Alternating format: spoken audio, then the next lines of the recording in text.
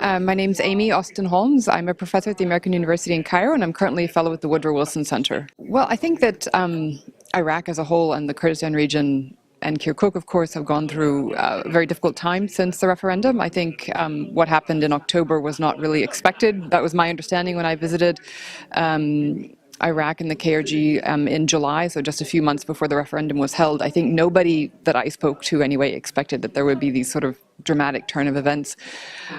It does seem now that the negotiations between Erbil and Baghdad have been progressing, that's my understanding, and that they have been, they've reopened the airports in Erbil and Suleimani, which for me, is important because I travel there quite frequently. So, and for other foreign, journalists, scholars that want to do research there, it's important, that these things be resolved just for our own narrow interest. But for the larger questions, I think I do hope that the elections will proceed peacefully, and that it is a good sign, I think, that there have been these new political parties that have emerged, and I do hope that there will be a good turnout for the elections, that things will remain peaceful.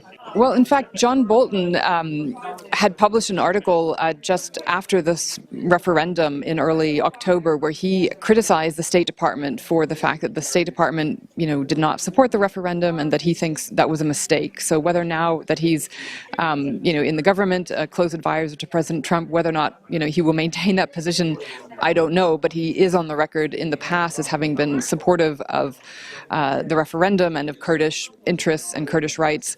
However, I would also, caution people that they shouldn't overestimate what the United States can do, obviously. It is, I think, people here do still see this as an internal dispute between Erbil and Baghdad that needs to be resolved.